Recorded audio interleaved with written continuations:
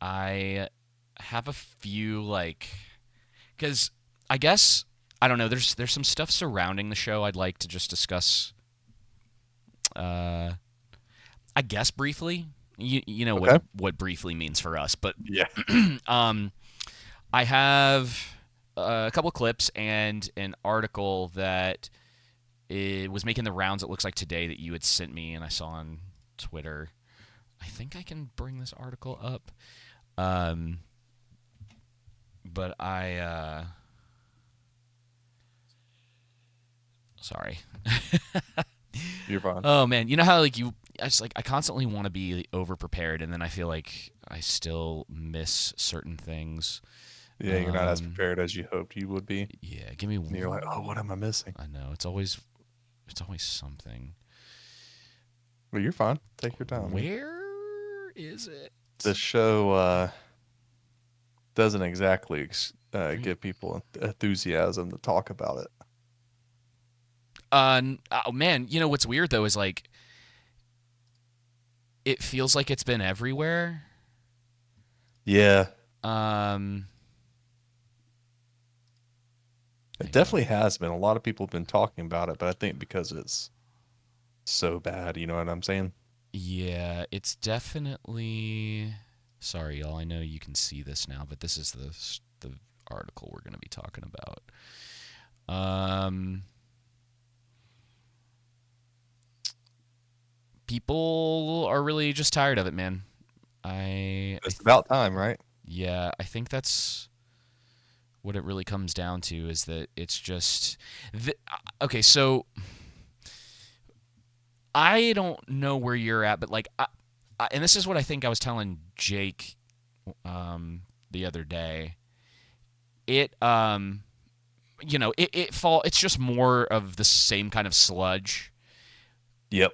but there are and they won't be praises, but there are very minor things about this that are way less annoying than Ahsoka, for So instance. far, I've You're heard. right. So far, yeah, I've heard some stuff, and there's some rumors or theories going around about what's gonna happen in it, and Yep.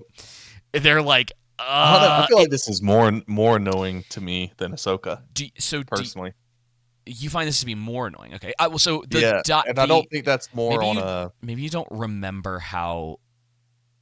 So I guess I don't want to get super into it yet, but the dialogue in Ahsoka was like watching paint dry, Mm-hmm. and No, I get what you're saying. the dialogue in this is bad for different reasons. But Right. whoever, at the very least,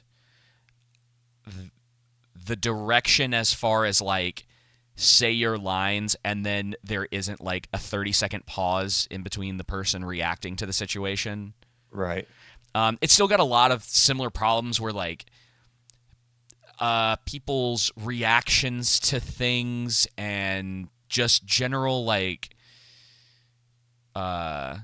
well, wait, why would you do that? Or there's all of that still exists, right? That's what I'm saying. It's still a lot of sludge, but there are just things in it where at minimum, right, at the bare minimum, people are at least talking to each other, and you go, yeah, they're talking to each other. Whereas in Ahsoka, it was are they like what is this? I don't know if you remember how it was everything in that was drawn out, and he was Filoni was going for some sort of epic or we had talked about it a little bit, but it had a bit of this almost like he was trying to go for Kurosawa or some sort of samurai movie feel, Yeah.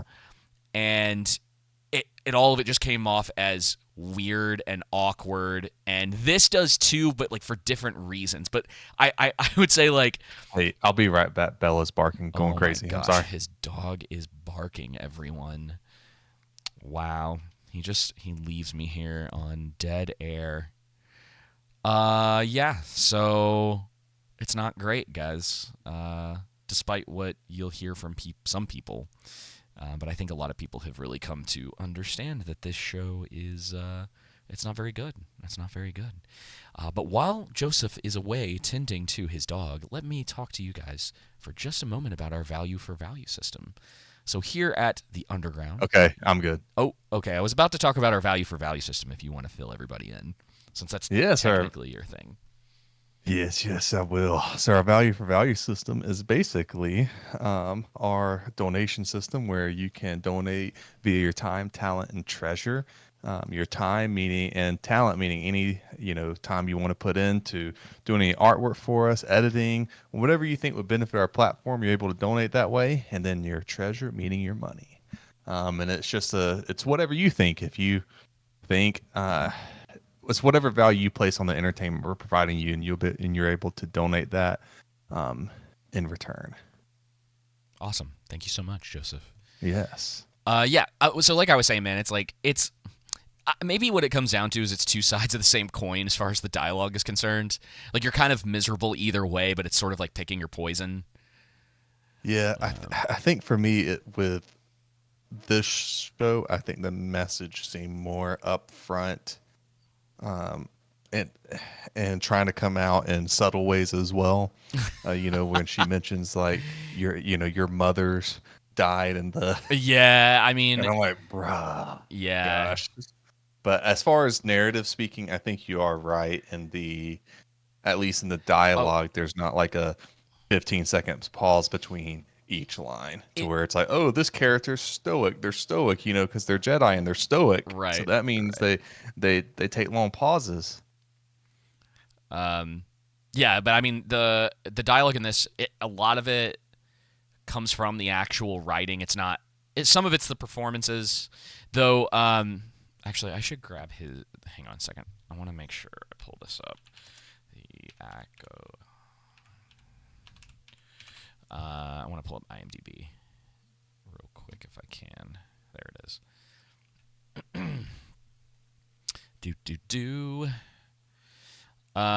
Where is he? Lee Zhang Jie, who plays Soul in this. Just a shout out to him because he learned English for this role. Now, unfortunately, it's for this show. He's unfortunate for him. Yeah. He's Squid Game guy. Yep. But I mean, kind of, that best actor in this show so far. I guess so. I'm a little fond of the Wookiee at the end of the second episode. Oh yeah, yeah. It was like, oh, he made a proper decision based on the world, and we're going to talk about this article, and I don't want to get.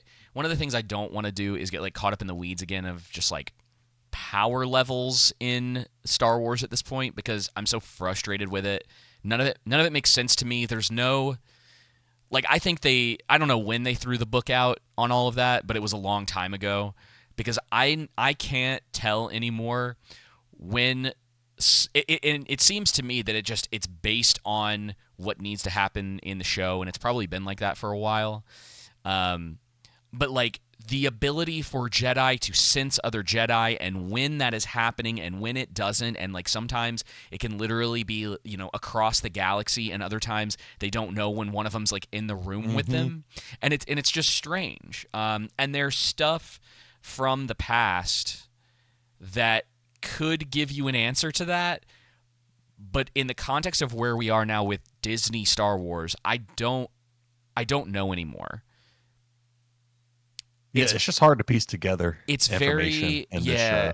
It's very strange. Or in Star Wars, I should say, as a whole, because of how much they've broken their own lore and how much ridiculous time jumps they do back and forth, specifically in this show too, where it's kind of all over. It's like, oh, Yeah, it's the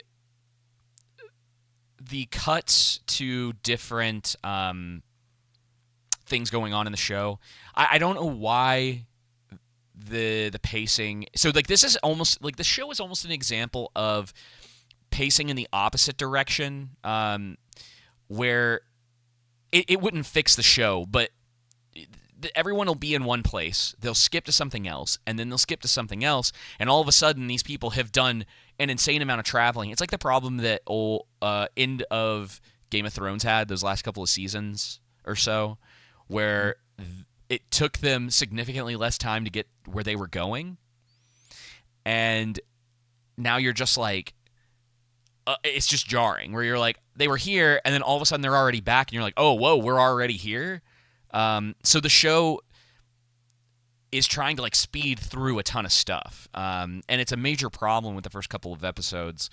I mean, this is like basic problems where we haven't spent enough time with the characters to care about any of them at all, and like they're trying to go for this angle with May, one of the antagonists, quote unquote antagonists, where again they're trying to make her like a sympathetic character, but it's really hard to do that when the first time you see her, she goes into a room, innocent people, and like beating the crap out of innocent people to get her way. Plus, dude, and we'll talk about it, but that but David, her mothers were killed as a child. That makes. I know.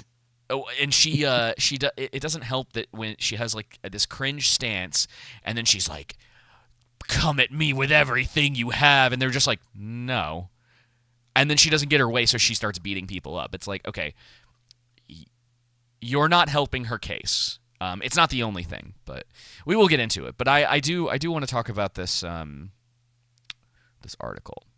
Okay. So let me pull this back up. Pull it up. Oh, what the heck, man? What's going on here? It was okay.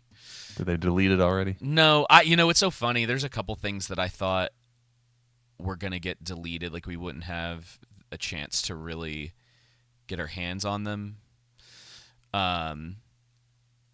But that was not the case. We they just don't care, man. I don't know what's going on, or if it's I don't know if it is actual delusion that is going on in, you can say Hollywood, I guess, but I don't really know at this point if, I guess Leslie Headland is, I mean, she did work for old Epstein. Yeah. Or no, Weinstein, sorry. Yeah, Weinstein. Wrong Steen. Am I allowed to say kind of one and the same at this point. Yeah. So this article has kind of been making the rounds on the internet currently. Can I do this? No, I can't. Okay. Wow, this is really annoying. Sorry, everyone. I know the people listening to this have no idea what I'm doing, but I'm trying to get He's trying to pull the article up so that I had it on and stream then, so we can all view it yes, and read along with him. Yeah. It's not very long, and it's pretty delusional or brain dead. I mean, you can kind of pick your poison with what word you would prefer to use. But it says the Acolyte isn't ruining Star Wars. You are. Dun dun dun. Haven't heard that anywhere. What an original take, Joseph. What just a thought-provoking take that it's actually your fault. But why is it my fault, David? Why am I ruining oh, just wait, Star man. Wars? There's some interesting stuff in this article, because the headline's going around, and I'm sure people are reading it, but the Star Wars fan base is so toxic. And the article now, this is by the way, this person reviews films as well. So just keep that in mind, because this has like a kind of a part 2 to it a little bit. No one hates Star Wars more than those who claim to be Star Wars fans. So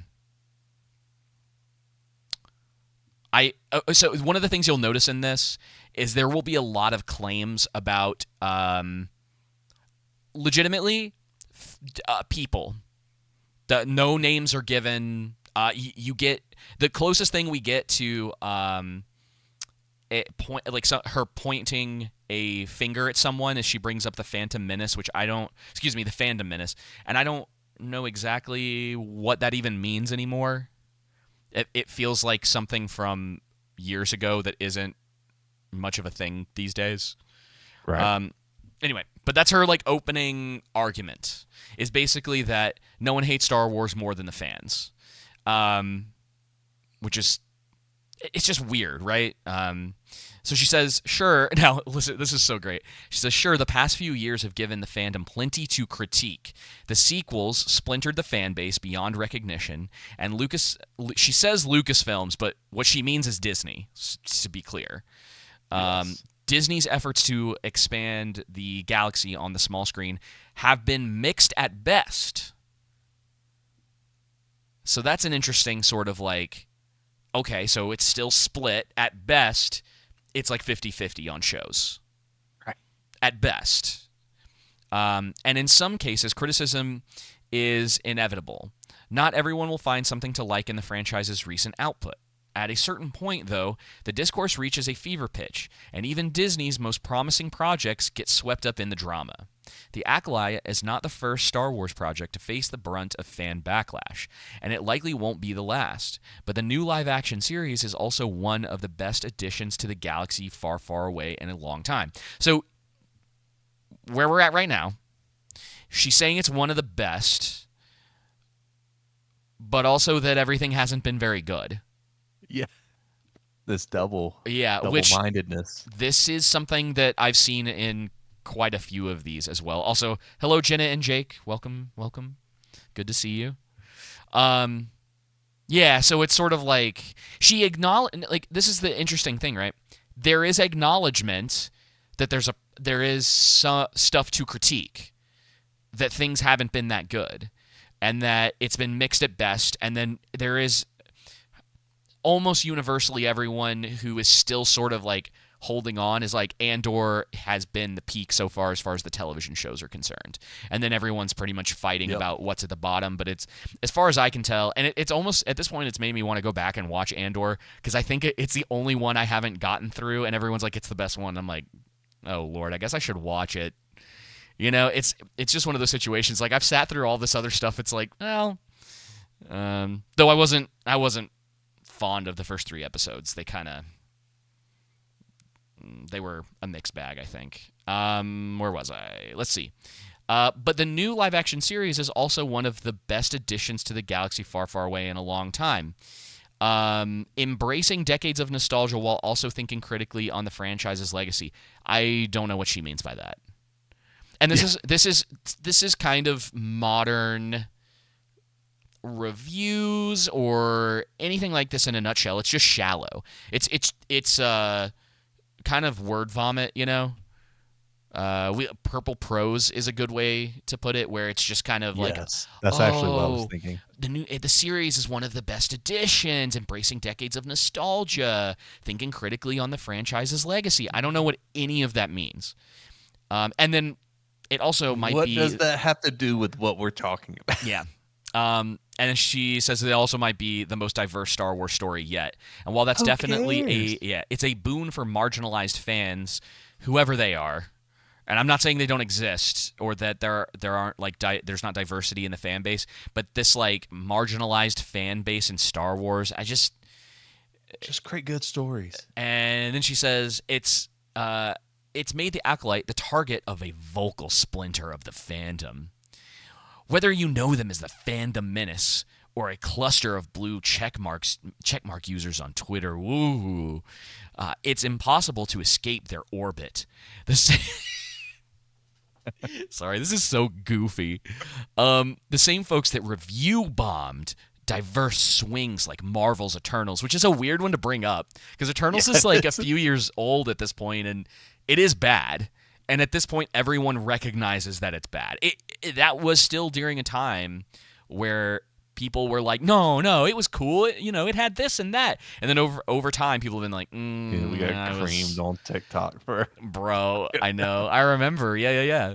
And the Lord of the Rings prequel, The Rings of Power, have now set their sights on the Acolyte. And it's like, at least, here's the thing. If for some crazy reason, there was a group out there that review bombed Godzilla -1, there would be an argument to what she's saying, maybe. Something that a lot of people are out there being like, no, this is actually really good. And then it's like, well, why is there such a weird fan score on this? It's like, well, maybe there was review bombing going on there. But Marvel's Eternals and the Rings of Power in particular, that is crazy. Sucked. This is what I'm saying. There is delusion going on here. To hear them tell it, the series is the worst thing that's ever happened to Star Wars. I don't know if that's true. Now, if we're talking about what potentially is going to happen, like we can almost like come back later, once we have like a better vision of like what the show turns out to be, and discuss like is this the worst point for the series? And I feel like it's. Here's the thing. Go ahead. This is the same thing I had to say with Andor as well. If this ends up being the best show Star Wars has ever made, at this point, who cares? Exactly. Like it's been so ran into the dirt, and then they've gotten a traco out and dug a 30-foot grave and went further into the ground basically and buried Star Wars. It's like, why does it matter? Yeah. Now the show definitely isn't that. I mean, the show sucks. Episode 1 and 2 are really, really bad. If you want to compare Ahsoka episode 1 and 2 to it, I mean you're really pulling hairs. You're at the bottom of the barrel there. I don't remember enough about Ahsoka. I mean, Baylan. They're on the same level. If I think that there will not be a single character in this that is at the level of Baylan. Like Baylan, to a degree, not fully. I won't say he came out unharmed from that, but I have at least like somewhat of a positive opinion of that specific character based on what we got. That was like the closest thing I could give that show to like at least that was kind of there, and they were, Ray Stevens was trying to do something in that role, even though they didn't give him like a ton to work with. Where in this, it just, so far, the closest thing we got is like a Wookiee did something all right. Oh, and I do actually like a lot of the alien designs in it. I think they're pretty cool. But that's like, again, this is little like dressings in the show. It's not. It doesn't make the show good, right? Like you're not gonna, some nice aliens isn't gonna get you above a 3 for me necessarily. Like there's got to be substance to your work. But yeah, at this point, it is interesting that it's like, even if this was amazing or the best thing that had come out in Star Wars since like Empire, at this point it wouldn't even matter. In the same way, this quote-unquote being the worst thing to ever happen to Star Wars doesn't even matter at this point. Because it's already, like, dead in the ground. Yeah. Nobody cares. Yeah, exactly. It doesn't matter. They can keep beating the horse as much as they want to. Yeah. I mean, who cares? It doesn't matter. They made another bad Star Wars show. What else is new? Yeah, exactly. Let's see, where was I? And the sky is going to be blue tomorrow. To hear them tell it's the worst thing that ever happened to Star Wars, and its showrunner Leslie Headland is just as fiendish as President Kathleen Kennedy to them. The Acolyte woke agenda is something to be feared. I've never heard anyone say that. That's never the talking point. It's ruining Star Wars. It's poisoning pop culture itself. That's probably true. If by that we mean like all of the things that they... The CIA's propaganda is poisoning the culture. I completely agree. Derpy Entertainment said somehow Anakin blew up the Star Wars or the Death Star. I get that quote. Yep. Where was I? Yeah, so it's one of those things that's like, again, taking it completely out of context, and why a lot of the people who talk about the quote-unquote woke agenda in Star Wars, or pick your poison these days, there is a conversation to be had there about the practices that Hollywood uses in order to be anti-racist, or whatever they're saying these days with that. And what ends up happening is that you get a lot of people who don't have a lot of talent or experience trying to make Star Wars or Lord of the Rings or these things that require talent and massive talent, Right. in order to pull off. And when we point these things out, that's when the ists and don't worry, the ists and phobes are coming. We haven't gotten there yet, but they're coming. Hey, Zax. What's up, Zax? You have you guys beaten a horse? I haven't, and don't recommend it. Yeah, only in Minecraft, Zax. Only in Minecraft. Yes, always Minecraft. Yeah. It needs to be stopped by any means necessary is the last part of that whole thing about the woke agenda. We realize how ridiculous that all sounds, right? God, I hope so. But if not, let's try this. The Acolyte is not actually ruining Star Wars, but the bigoted backlash is definitely ruining the fun for everyone else. So, again, and I'll just say this now, she makes a lot of claims. She backs up with zero evidence. And even if she was like, here's random Twitter users who have said things to, that one lady from Kenobi or John Boy. She mentions like John Boyega and Kelly Marie Tran from the sequel trilogy. Yep. But again, like, you're a writer. Okay. This is something we haven't talked about in a while. And saying, so this is an opinion piece, right? Or saying, like, this is just my opinion. That doesn't make it correct. You can have a complete wrong opinion. And you're supposed to back, especially in this context, you need to back that stuff up with evidence. Yes, with truth claims, even also known as evidence. All you need to do is put a couple links in there to, who is saying this specific stuff about that. And not like, well, here, like, for instance, right? Like, not here is a drinker video, right? Right. It needs to be like, oh, I took the time to say, and this is something that happens with Mahler a lot. People will say something about him or say he said this, and they'll put a clip in, and then you watch the clip and you go, what are you talking about? Yep. That's not what that was. And I thought about this recently, Joseph, and this is probably a good point to mention this. What's so interesting about the way that these conversations are kind of work in their work right now is that someone like Mahler, for instance, he's just a really good example. If someone puts out like a hit piece on him, Mahler will go, oh, okay, well, here, let me spend a couple hours explaining to you guys with what I have to say. I'll spend time like researching and going through clips, and we can talk about these kinds of things, right? He will take the time to do that. He will listen. He will literally listen to someone trash him for like 5 hours and put something together for EFAB in order to be like, do you all understand why this is an insane take? But the people on the other side of that, they won't do that most of the time. And when they do, it's more of stuff like this article where it's very surface level, and they go bigoted or whatever. And then like there's like a classic clip now where this one guy was trying to prove Mahler was like homophobic or something like that. And he searched through one of Mahler's videos to a specific point to see what he had to say, and he didn't say anything, and he goes, oh, and then moves on.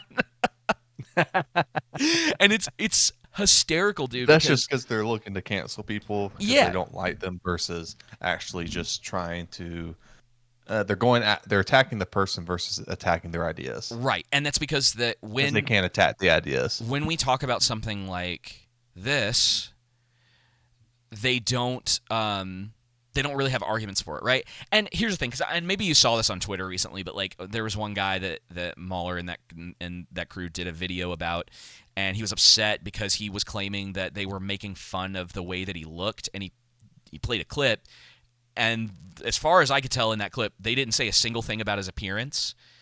They were using a meme to describe his personality, and here the other thing about it is it's just like, dude, get over it.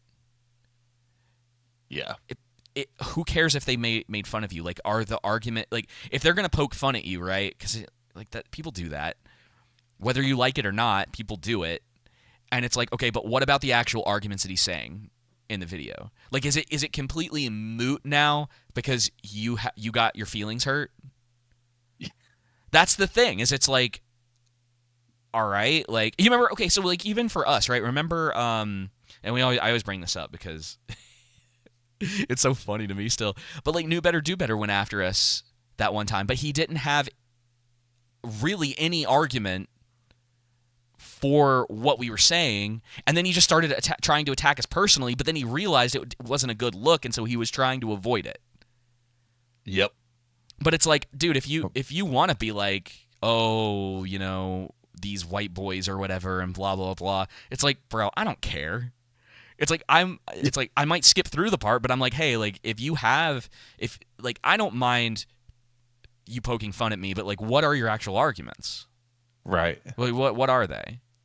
That's what it really comes down to. And it's so often, this is why stuff like this frustrates me, and I find it so delusional that they talk about this stuff without being able to back it up at all. Yeah, I agree, dude. It's just trying to get content out and attack the fan base and get those corporate, critic brownie points. That's all it is. Yeah, for sure. Was there anything else in the article that stood out? Oh, I haven't gotten to the best part. It's not outright shocking to see something like the Acolyte marred by racist, misogynist, and even anti-LGBTQ backlash. Of course, so here we get it. The Star Wars devotees would share multiple bad faith treatises about the series on YouTube. But see, I don't know what is she talking about? Yep. What bad faith? I assume when she's saying treatises, she means arguments. Yeah, she doesn't list anything. Or tank its audience score. She does link to the audience score on Rotten Tomatoes, which, like, okay, the Rotten Tomatoes is not the standard. Guys, stop using Rotten Tomatoes as the standard. The best you can get from it is the audience score. And even then, it's like sometimes the audience score isn't indicative of how good the entertainment is. And just because it has a bad audience score, again, doesn't equate to it being reviewed bomb. Maybe it's just bad, and maybe the critics are wrong. And we get this a lot with the critics on Rotten Tomatoes and elsewhere. They'll call something great just because it, as we were talking before the show, supports the values that they want to disperse out. Yeah. It has nothing to do with the actual quality of the product. It's about their personal beliefs and how they feel that is portrayed in the thing that they're getting. Exactly. Let's see. On par for, this is, after all, the same fandom that launched. Okay, so, and this is the thing. She's bunching a ton of people into this group, again, with no evidence. Like, she's creating a monolith. She's creating a collective of people that really, honestly, they don't exist. This is a boogeyman at this point. Probably always has been, but as the further we've gotten away from the beginning of a lot of this, it's just become a boogeyman for like delusional writers on the internet. Where was I? Oh, so this is, after all, the same fandom that launched the consistent attacks against actors like John Boyega, Kelly Marie Tran, and Daisy Ridley. I will mention that most people, no matter how they feel about the sequel trilogy, feel like John Boyega got absolutely screwed. Yeah, he did. The same fandom were publicly admonished by Ewan McGregor. Okay, like, who cares? Ewan McGregor doesn't even know. Someone probably told him to do that. So when Obi-Wan Kenobi faced similar backlash, again, has nothing to do with the race of the actress. It has everything to do with how trash that show was. Or character is, regardless of what they look like. Her character's a psychopath, and Obi-Wan Kenobi has the chance to end Vader at the end of that show, and he just walks away from him. It's so stupid. Yeah. The problem is that nothing has changed in 10 years since the vocal minority suddenly cried out against diverse casting. And this is my favorite part. And more nuanced storytelling. We don't even have to read the rest of it. She actually thinks that since Disney took over this series that there has been more nuanced storytelling. Ow. Like, and what does Exactly. she even mean by that? Yeah. Like, give examples. Yeah. Uh, so and then the rest of this pretty much just goes on to continue to complain about toxic fandoms and The usual. microaggressions. Yeah, I mean it's just all of the key points in here, man. It's This article is a microaggression to me. and it says the origins of toxicity aren't difficult to figure out. At the end of the day, it boils down to entitlement. Many male fans feel that they own the franchise and are determined to safeguard it from anyone that could challenge that ownership. She is like half wrong here. So what she means is that actual fans, which there are not many left at this point, but Yes.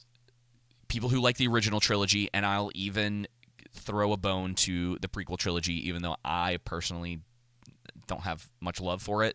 Little things, not a lot of love for it overall. It's not entitlement. It's wanting to keep the source material as close as it was. I was telling Jake the other day, and I've probably mentioned this on the show, but I want Star Wars to go back to a lot of what made it what it was with the original trilogy, where the duels meant something, where the characters and the actions and like there's consequences and like actual character writing, and it's so frustrating, dude. Like It really is it's frustrating. And not. it's just a. Sorry, go ahead. Go ahead. I was gonna say it's not entitlement at all. No, it's not. It's just bull crap argument because they can't think of anything else to say. Yeah. So I mean, So it's easy to throw out the entitlement word when you can't extrapolate your ideas on paper and put evidence behind it to just be like, oh, they're entitled. Oh, and the other thing is that Star Wars was a brand, for lack of a better word, all right. that predominantly men follow. Does that mean that it was only men? No. But if most of your demographic is 80% men, it makes sense to market towards that demographic. Just like Barbie. Like, you know, I mean, that's one of the things that Greta and Warner Brothers got great is they were marketing it towards women and made it an event. That makes sense because most of the demographic that would be interested in that movie primarily and would want to go see it would be women. There's a reason why it made over $1 billion, and it was women dragging their husbands to, or boyfriends or whatnot to go see it. And then also the same thing with Marvel. The reason why Marvel got so popular was because men were dragging their girlfriends, their wives to go see it. But that doesn't mean Marvel is primarily a female brand. It's important. I mean, you can learn this in school. It's important to know your demographic regarding what kind of company you have and what product or service you're selling. Right. Yeah, I mean, ever since. And they're going downhill because they just, they're saying men are toxic, which masculinity isn't toxic, femininity isn't toxic. You can just be if somebody is toxic, my argument is that they're not actually being masculine or feminine. But I digress from that soapbox. Right. It's we could end up on that forever. But yeah, I mean, Yeah. man, if you think like someone telling you that the writing in Star Wars is bad is considered toxic, like you live a pretty sheltered life. I've told people that. I've told people that on the internet before. Like people have come at us and been like, "Oh, it's a toxic behavior." I'm like, you clearly don't understand what that is. Like you have no you idea. must That's live why a pretty sheltered life. Yeah, it's crazy. But I was curious, so I looked at the writer of that article, and I was like, okay, let's see the other things that she has written about, and she's got some different reviews, some stuff that I'm like, well, that's interesting. I mean, like just looking through like headlines, I wasn't gonna sit here and read all these articles. Like I told you, I could have gone down a rabbit hole, but I was like, it's not really the point of the show tonight. But I thought some of these were interesting because you do get a sense of the writer from some of the headlines. So it would seem that she gave Atlas on Netflix a good review. So that should tell you a lot. The headline is Atlas is a Netflix sci-fi star vehicle with a beating heart. The Monsterverse finally makes Kong a king, whatever that really means. It makes What are you talking Yeah. about? No, not that one. Sorry. Public service announcement. It's okay to watch Dune Part 2 on your phone. Now, going to say something, and this could be considered a hot take. Anyone who is just like, yeah, watch Dune on your phone, and they're like, it's totally cool, doesn't understand. Just straight up. Like it's like such a casual take. Yeah. And that's the point behind that. Is it's like, sure, you can do that in the same way you could watch Fury Road on your phone, but it is not the optimal experience, which No. there is a do you understand There's what a I'm reason saying? why theaters exist. Yeah, no, Yeah. I completely get it. There's like people who like casually watch stuff, including this writer. Yeah, watch Dune on your phone, because that a lot of people out there, a lot of people who just don't really care, that's what they're going to do. That's not what I or you or many of the people who listen to this or the people that we listen to, that is not what we're going to do. We are, if we can, especially for a first viewing, we're going to try to do it in the best possible way that we can. Yep. With, what we have. Like Fury Road, like that is a movie that deserves like the biggest screen you can find, the best sound system you can find. Same with Furiosa, and same with Dune. There's a lot of older movies too. Like if you want to watch Terminator 2, and this is what like nerddom, dude. Like if you want to get into some of these terms, like those are pieces of it. Like people used to make jokes about how like nerd communities, when a new trailer for something would come out, they'd want to watch it on like the biggest screen with the biggest sound system you could find. And now it's like, oh no, just watch it on your phone. Like that's so stupid. Yeah, it is. Anyway, I digress. My favorite one, and this is as far as I got. Okay. The most misunderstood Marvel movie of the decade. What movie do you think she's talking about? The most misunderstood Marvel movie of the decade? Yep. Ooh. The Marvels. Nope. I'll give you 2 more guesses. Eternals. Nope. Captain Marvel. Nope. You ready? I'm going to pop Okay. it up on screen. You'll see it in just a second. I know. I'm waiting. Do you see it yet? No way, dude. Dude, Madam Web. Madam freaking Web. One of my favorite movies that's released this year, and not for the right reasons. Bro. And it's like she's trying to... That movie is a good time with It- just how terrible it is. It's like unbelievably comical. it's kind of a funny read, too, because she is coping so hard. Yeah, she is. There's this lady on YouTube that had this. I can't remember her name, but she used to wear like funny makeup, like especially with the lipstick, and she could actually sing in real life. But this character she played on YouTube, has like Miranda sings or something like that. But the character she played on YouTube was a terrible singer, and so a lot of people liked it and thought it was funny. I didn't. But I was around a lot of people who did. Anyway, that's what Madam Web is for me, is that it's so terrible, it's funny. Yeah, well, she's trying to make this argument that it's going to become like this cult classic because of that, and I just disagree. Yeah, no, it's not. No, not I don't think it will at all. It's definitely a great movie to present, and if you're doing a course on how to not make a movie, and like you want to talk about every single thing wrong, Yeah. and what they should have done to fix it, and something that you could literally take from the bottom and build up and make it better, For sure. that's the perfect movie to do that. In every single way, technical, narrative, character writing. Jeez, man. Well, Such a good movie. let's spend just a little bit of time. We don't have to go into like hyper detail with Okay. That's a lot of this. That was the surround. I told you, I was like, oh, we're gonna briefly discuss this thing, and it took us at least half an hour to do that. And Let's briefly discuss episode 1 and 2. yeah. There at this point, I think the show has been these first two episodes have been talked about to death.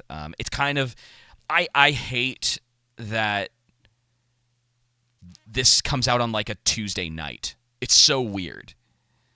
Yeah. Why isn't this? This is like supposed to be like a big show for Disney, and Sunday night should be the time that it's released.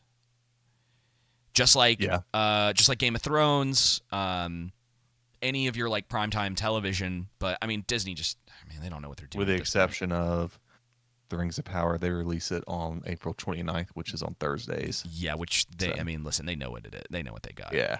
Yeah. They know we got to get this out right during the weekend so nobody will watch it.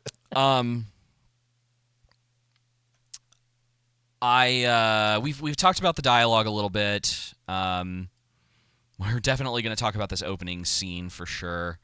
And then that, I mean, because to be honest, the show's got a like a method to its pacing. It's very like, I almost want to say count by numbers in the way that it's doing things, where this happens, then this happens, then this happens, then this happens. It's another example of, and then this, and then this, and then this, and there's cause, and then like we don't really get effect from that. And every time a character speaks, it's just an exposition dump. Oh, bro. Oops. What was it that Soul was like? No, it was when Yord comes in and gets Osha, and he just goes into this long dump to his Padawan about how her mother's and her sister and her entire family was killed in a fire, and it's just hilarious. It is just exposition dump. And I have to fix my screen again because I realized what I did. What was that earlier. part with Soul where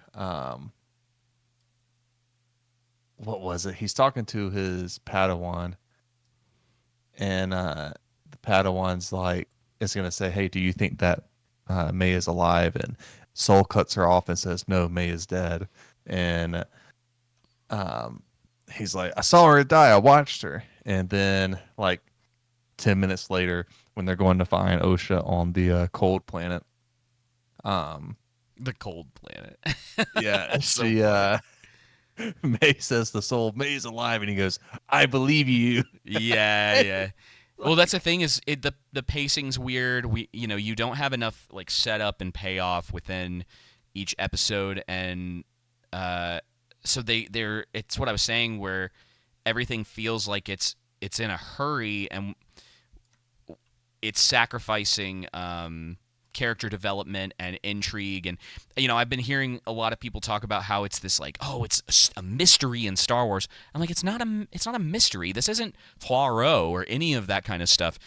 It's there's this thing we haven't learned yet, and they're dribbling out the information about it, and they're in the most uninteresting way. Oh, it's so like, yeah, it's the same problem that all the other shows have had, where it's more, like you were saying, it's more exposition.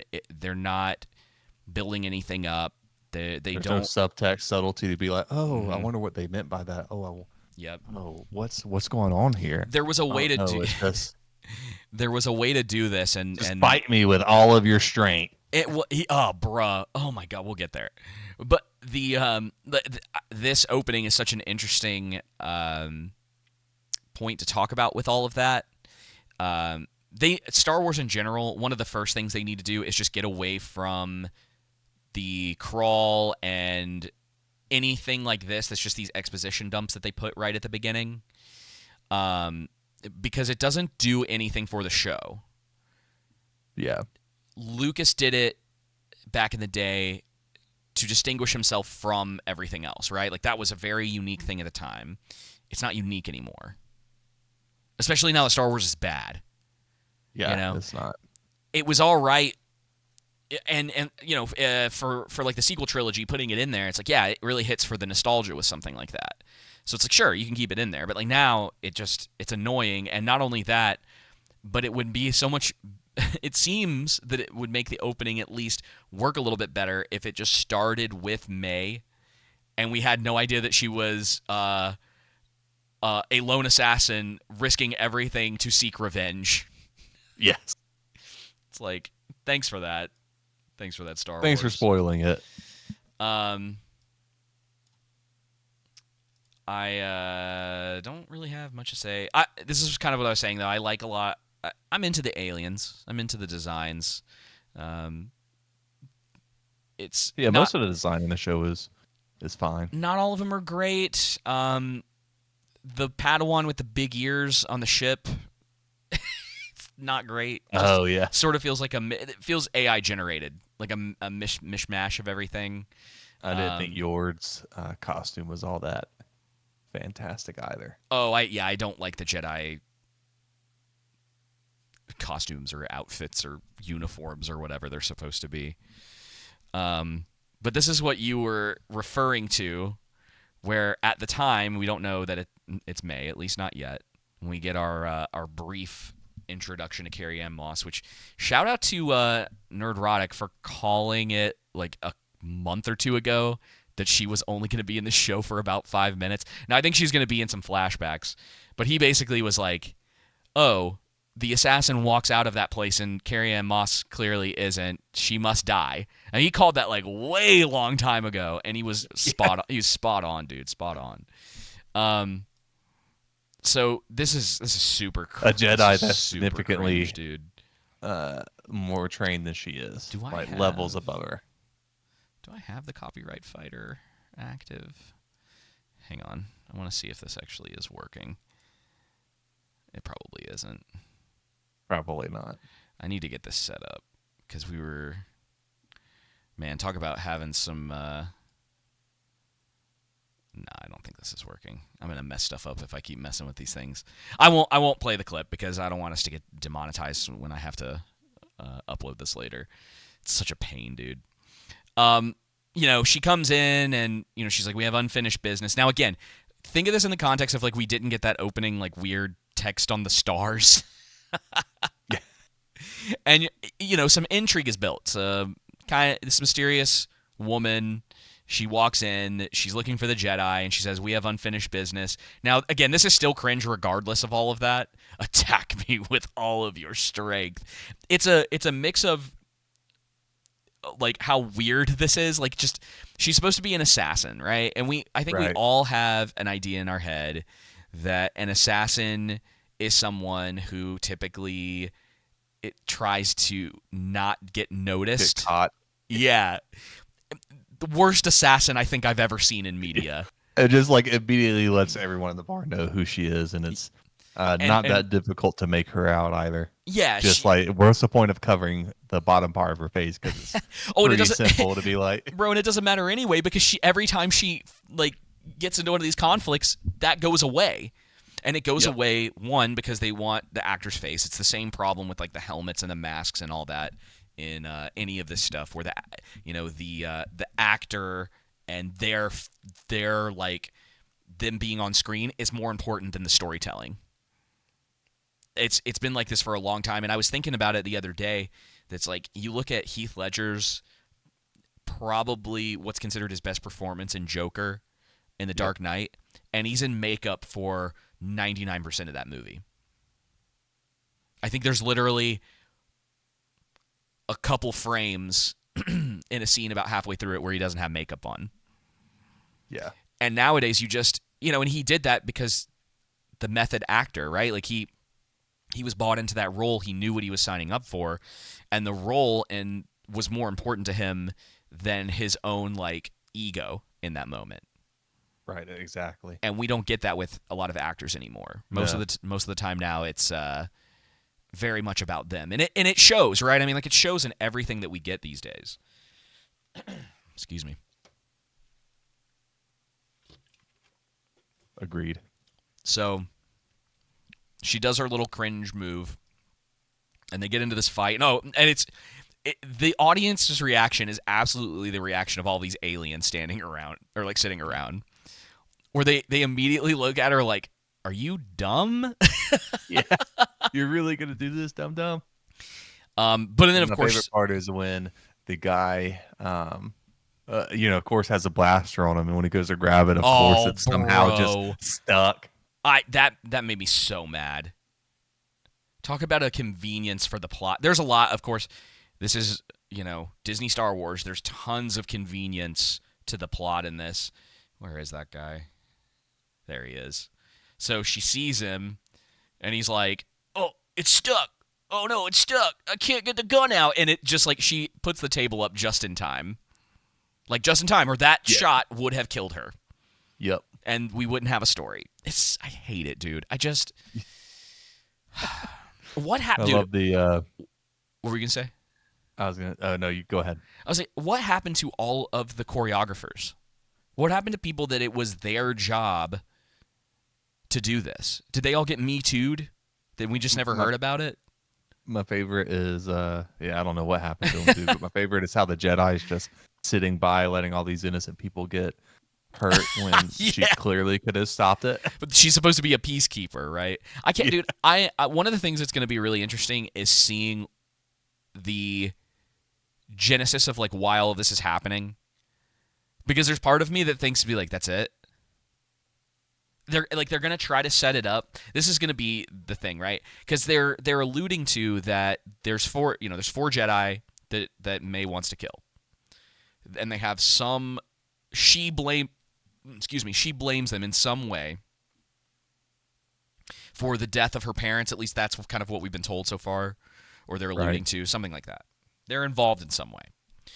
Um, I can't wait to see it because I have this like sneaking suspicion that there's at least a good chance that the Jedi were going to be justified in what they did. Yeah. I might be wrong. You might be like, oh yeah, that actually is bad or whatever. But It's there's gonna like, actually make sense. yeah, there's like part of me that's like, you know how that goes sometimes, right? Where this happens a lot in Disney shows with their villains, quote unquote, where you're just kind of like, no, I'm not on May's side at all. Like, no. It's not even like a gray question. Like, sure, they had to make a choice, but like, eh. That's kind of what I'm feeling. It's just like they're not gonna. I don't think they're gonna be able to land whatever her problem is. I'm also like this whole kung fu thing that they're trying to do with the Jedi is very weird to me. Yeah, it is, isn't it? Why is this a thing now? And this is the problem with prequels, even though they're like, oh, it's 100 years before the first Star Wars movie or before the Empire rose, right? So, but like, why? What happened to their? Why did they just stop doing hand-to-hand combat? Why? She has a lightsaber. Like this fight would have been over if she drew her lightsaber at the very beginning. Like I'm pretty sure she's supposed to be a master too, which again, I'm not an insane like lore person when it comes to Star Wars. But you have Padawan. Lord, it's so late. You have Padawan, you have Knight, you have Master, and I'm sure there's some other people are like, well, actually, anyway. But let's go from somewhat of just like the layman Understanding yeah, of it. and this show has told us like Padawan, Knight, Master. I think Carrie Ann Moss's character is supposed to be a Master, and even if she's not, she's been a Knight for a really long time. Very well trained. And then what we know about May is that she's not that. Trained, sure. Yes. Trained, yeah. Not to the same level as Carrie Ann Moss. So the idea that in this scenario May was able to kill her makes no sense. If you like you put the two of them and their abilities as we know so far, just like on a piece of paper, right? Carrie Ann Moss's character wins every time, Yep. without question. Exactly. And so it's not Just leagues above her. leagues above her. And you can tell she's toying with her. And when she gets when the death scene happens, it's like, oh no, she's gonna. Which I mean, I already saw her. She's about to throw that knife at the bartender or somebody, and then use that as a distraction. And this lady's gonna get killed by that. But it's like we've never seen Jedi handle multiple things multitask at all. Yeah, it's really Like weird, they right? And can't handle the multiple things what at one time. what's so funny is that Surely she didn't suspect that she had another knife behind her back. what's and can she not like read her in that moment? Is there because this is what I was talking about, where the abilities just don't make sense. It's just what they need in the moment. And I thought about it, and I was like, in another universe, it would probably be an interesting piece of lore if, sort of like with mutants in X-Men, if Jedi's powers manifested a little bit differently. So Yeah. you were specifically attuned to, and maybe this is just coming from like my video game experience with a lot of this stuff, but like not everybody can do force lightning, not everybody can put up barriers, not everybody can, I don't know, pick your There's more poison. structured power levels and ways to advance them. Yeah. And people have caps, and that's okay. And because if a certain Jedi who isn't as good as a Sith villain overcomes that because of something that isn't just their innate abilities, like there are ways to make this stuff interesting. And we're just at this point now where it's like, it's just mind-numbingly boring. But yeah, she should have beaten her. It doesn't. Literally, in the second episode, they see someone who I would assume is like Carrie Ann Moss's like equal in this. Yep. And May, without him literally, unaliving himself, she wouldn't have won that fight. Yeah. He was literally way stronger, and so it's just so it's so weird that she couldn't do anything. And then, of course, like the weird establishment that this knife to her chest meant she was dead. Well, that whole Oh, interaction this is so fun. with Sorry, go ahead.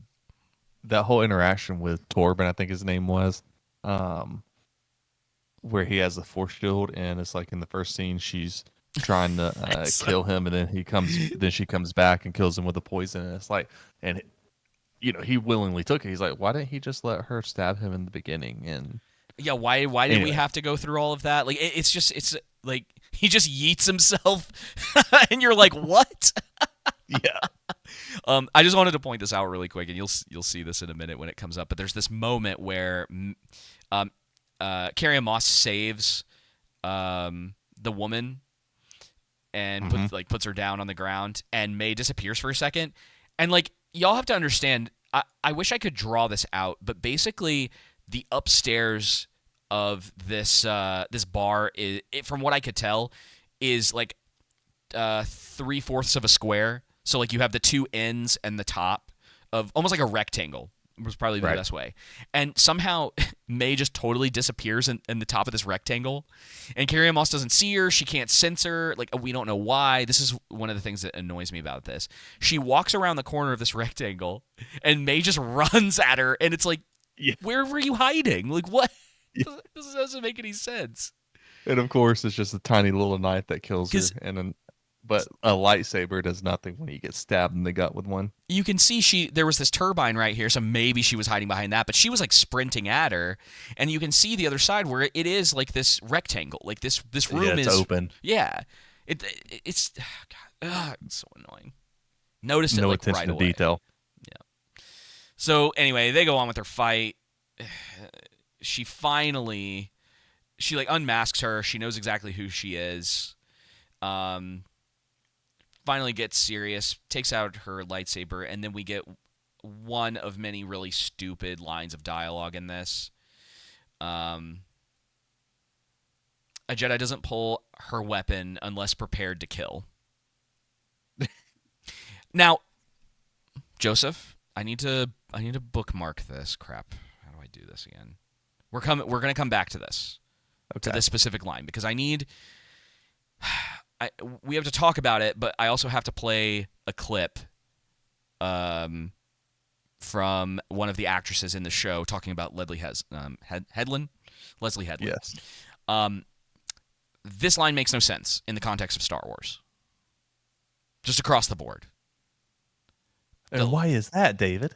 Well, I mean, like, just go watch any of the other movies or any of the other Disney products.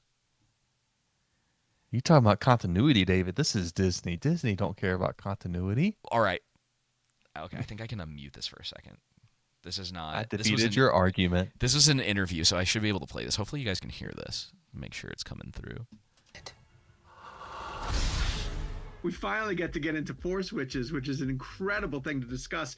How much research into this corner of the universe did you have to do, and who could you turn to when you needed questions answered? Leslie is pretty much like a walking Star Wars encyclopedia. That was one thing that was like really great about it, to know like the person the most closest to the project was right there for me to just be like, okay, explain this to me, explain that to me. Thank God that's for the internet, because in lieu of reading a bunch of books, when you don't necessarily, like when you're literally thrown into something, it's good to be able to like go down a black hole of doom scrolling. But okay, so basically what she said is that she regarded Leslie Headland as like the lore master for Star Wars on set. You know who wrote this episode? Who's that? Leslie Headland. She also said she knew nothing about Star Wars, which, I mean, listen, as an actor, it's not the end of the world not to know that, but I don't know at this point. You think you would dig into it? You think you'd at least kind of see what you were getting yourself into, but again, it's just, I think it's the difference between what it used to be like and what it's like now. But what a goofy statement. I do have the whole like Star Wars is like super gay now clip, but I was like, we don't need to play it. Everybody's seen it. It's all over the place. I thought that one was a little bit more of an interesting one anyway. Oh, let me remute all this. Don't want to get copyright. So yeah, they do their whole thing. She saves the bartender and then gets stabbed with another knife in the chest and dies. The end. Not only that, right? Yep. Okay, so in this moment, she's not like totally done. Knife probably, let's just call it that's it, right? I feel like she'd still be able to kill her here. Like get her with the lightsaber before she dies. Before she's done. At least injure her in some way, you know what I mean? Why didn't she use her force bubble? I don't know. Why doesn't she use the force to get the knife out and heal her wound? Yeah, force healing is a thing. I guess it's just, But this is what again, when I was talking about power levels, like none of that, all of that stuff is convenient for the sake of what's happening in those moments. And there's no thought to the repercussions of that down the line. In the same way with like the Kung Fu thing, they weren't thinking, okay, well if we have this cool like Kung Fu stuff in it, what does that mean down the line? Because then you have to be like, well, this was a thing, and then they decided at some point that they weren't going to do this anymore. Because it is dumb, because you have lightsabers and magic push abilities. You don't need hand-to-hand combat when you have those things. Yeah.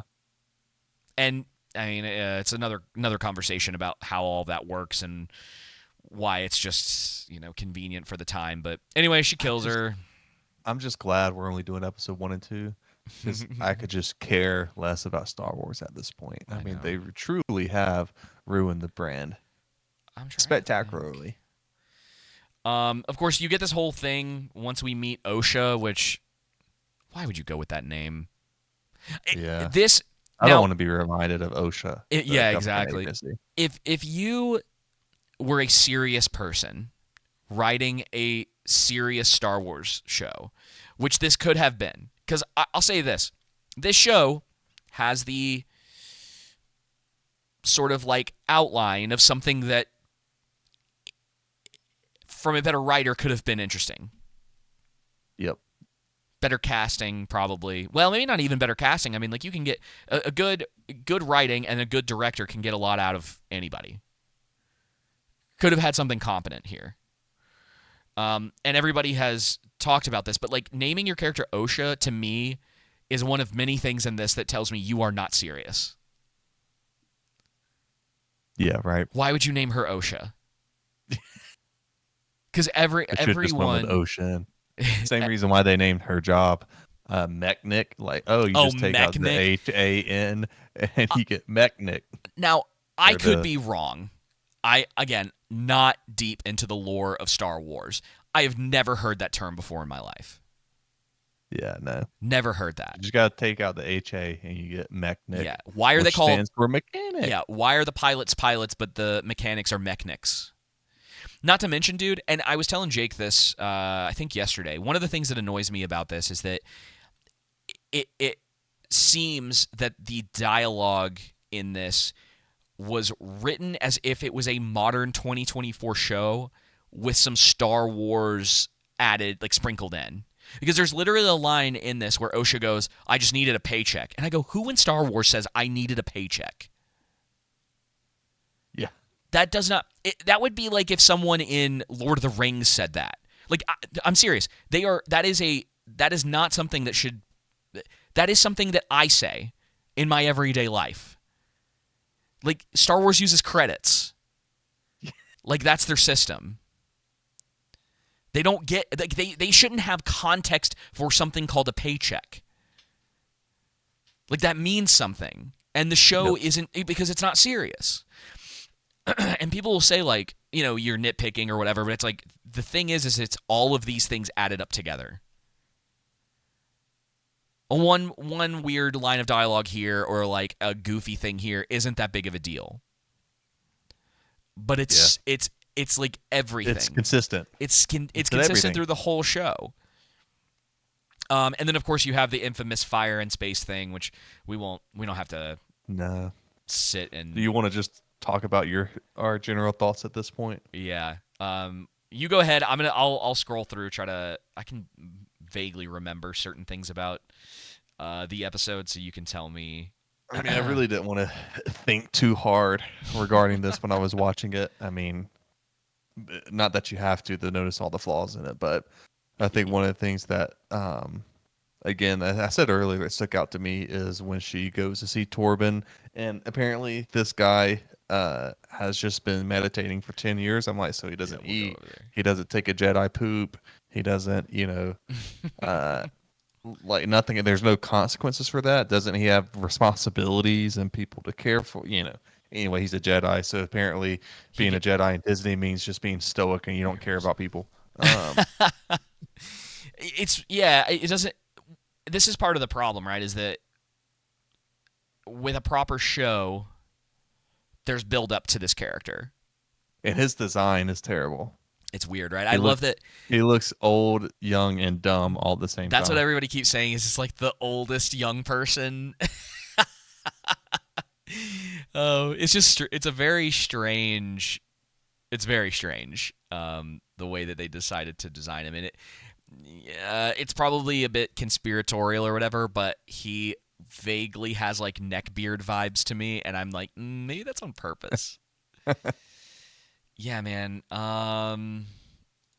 There's not much to write home about this, and I feel like next week we're going to be a lot more ecstatic talking about the House of the Dragon. Yeah, for sure. Oh, dude, 6 days. Heck yes. This was what I was talking about before. His Yord's. Hang on, there she is.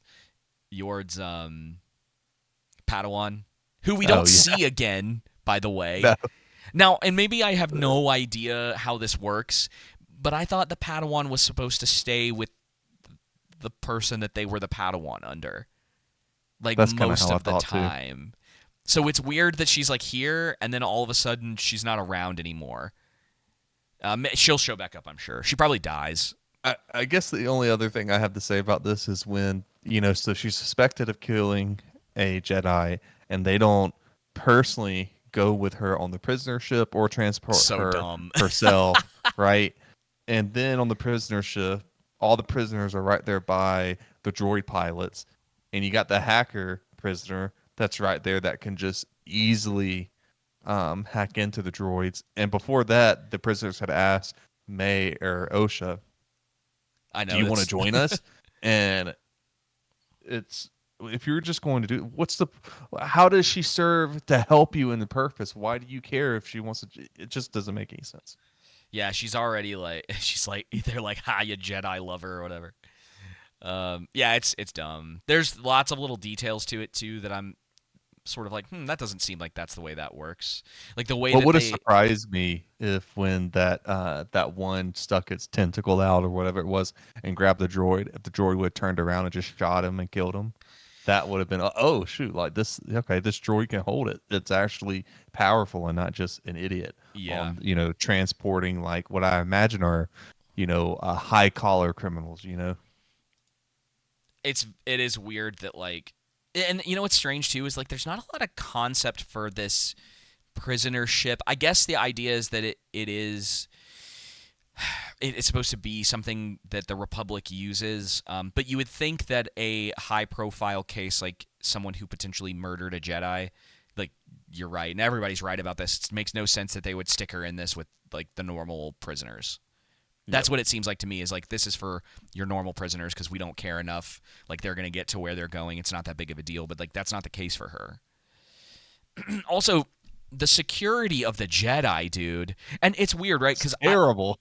I can't figure out if this is on purpose because they're trying in a really dumb way to show how incompetent the Jedi are. Which, if that's the case, I'm already bored with that. We've done that enough. I was thinking about this like watching the show, but what I really want from Star Wars, right? Like something that like if someone was to be like, okay, Disney doesn't have Star Wars anymore, it's starting over.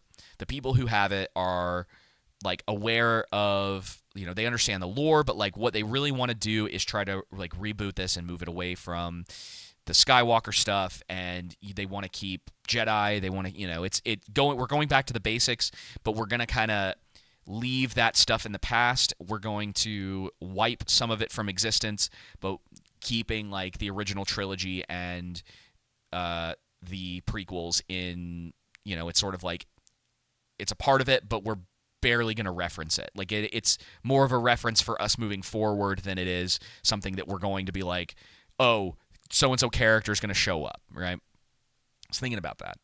And what I would love is something serious that goes back to lightsabers and force abilities that are not godlike.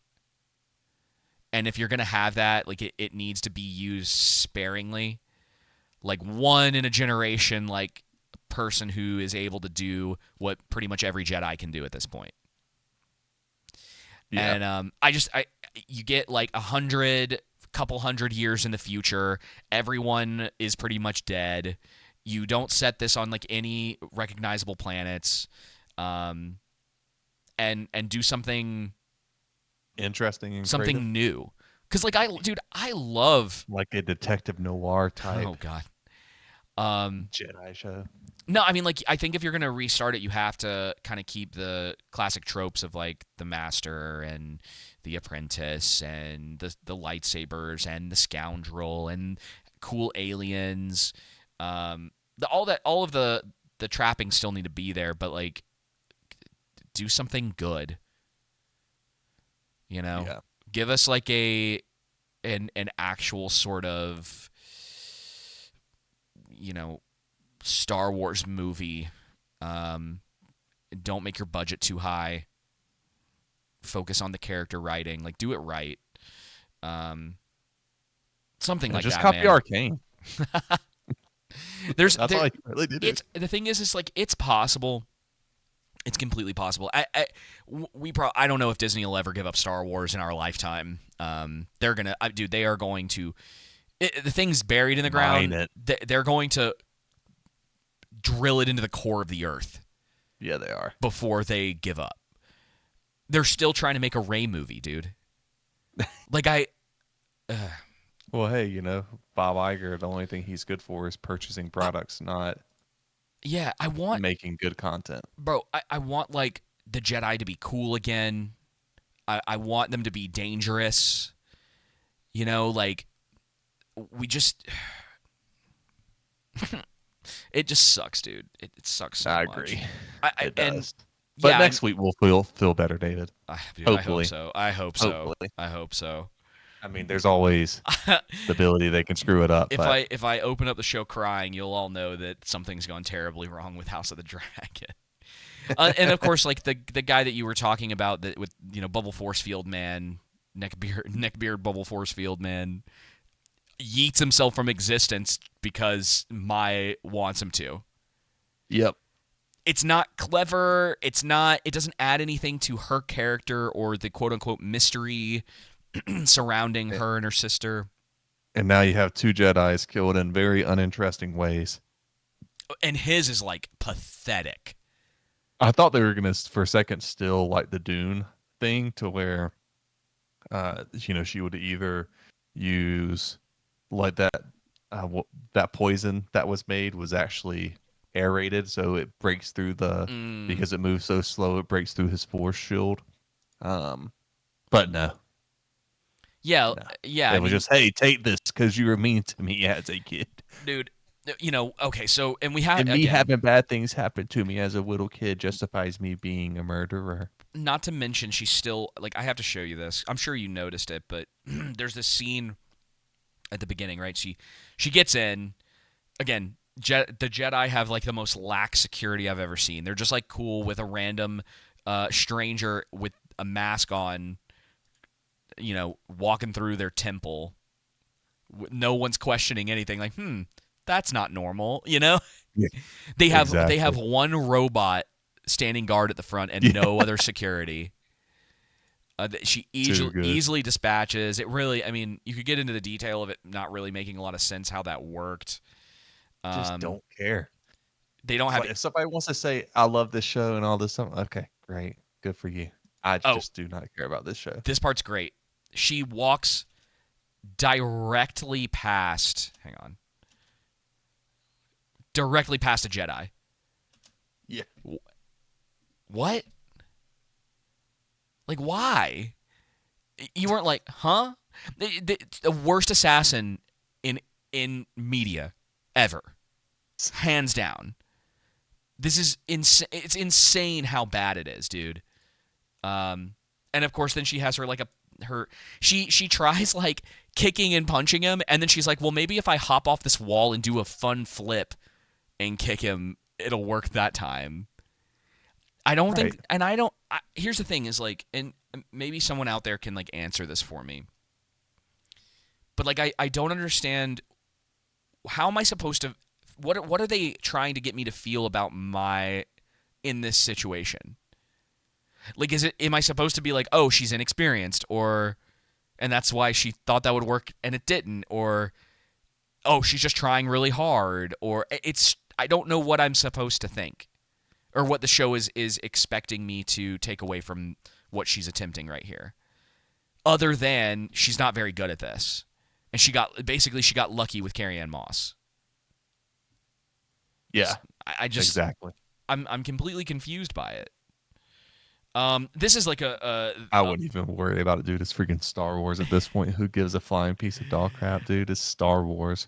The whole episode 2 is like surrounded by that too. Like it's people making dumb decisions and characters being dumb, and because of that, the plot continues to move forward, which is crazy, dude. Because it's like that. It's like a trope now in writing.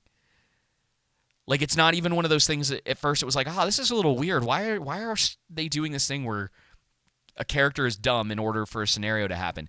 It's everyone in the show. Yep. It's every single character. They purposely don't have certain information or do something that, whether it's out of character or just seems a little weird as a general rule for characters. And then Mai, again, after her failed attempt at night, goes back in broad daylight to kill this guy. Like, what Let's are you doing? do it a second time. And then, of course, old Osha breaks away from the group and comes in there and sees him dead. And everybody's like, what'd you do? Yeah, obviously, she had the time to kill him and Bro, the time it took for them to walk versus for her to walk. Not to mention... And apparently, they didn't know about that shortcut either. And somehow Osha did. And not to mention, they didn't up security. Yep. They knew someone broke in and was probably trying to kill that guy, or that like something was going on with that. And they're like, nah, it'll be fine. Yeah. This show's not good. It's not good. Nope. And that's it, pretty much. I mean, Same. we did. Can I tell? I want to talk about one last thing. Okay. Because I mentioned this to you yesterday. So Mai at the end of the first episode goes back to her. What is it? EFAP's been calling him Smilo Ren. Because his outfit is literally the same as Kylo Ren's, except they put this weird like metallic smile across his mask. That's funny. Which you can see in one of the trailers. And I just want to read what he says right here, and then we'll call it. Oh, that's so dumb. Dumb, dude. So he says, the Jedi live in a dream they believe everyone shares, which is already not true because of that opening title stuff. Yes. And not to mention that there is a line by the Green Lady that says, like, our political enemies or whatever would love to use this against us. So they know that not everyone shares their dream. Yep. They're clearly aware of that. Otherwise, like, that wouldn't exist. So, again, the writing in this is bad. It's just pointing that out again. And it says, if you attack a Jedi with a weapon, you will fail. She clearly did not fail. She clearly killed a Jedi in the beginning of the show. Steel or laser are no threat to them, which not only in this show, but in the history of Star Wars, that is not true. Yes. But an acolyte kills without a weapon. What? An acolyte kills the dream. Anything you use to kill is a weapon. Bro. And then he literally, well, I say he, but we all know it's Yeah. that ain't no man. Nope. And of course, like he's, I'll say he, but like this, Smilo Ren. I like the name Smilo Ren. We're gonna steal it. Ignites the lightsaber for no other reason to be like, hey, we need to let you know this person is evil. Because like think about this, Joseph. You're like having a conversation with someone, and in the middle of your conversation, you just ignite your lightsaber for no reason. And then, the screen cuts to black, and then it's like, well, what happened after that? Did he just put it away? Like, what? Why did he pull out his saber here? Oh, but it's just for the audience. It doesn't make any sense. Yeah, it's nothing more than to show bad guy. Red bad. Quote unquote bad. Because I'm sure you've heard some of the stuff about this where they're saying that it's everything's gray. Yeah. The Jedi aren't really what you think they are. And if I was going to give you a theory, I have this feeling that by the end of the show, May and Osha are going to like switch sides. Yep. And Osha will probably turn to the dark side, and May will seek redemption or whatever.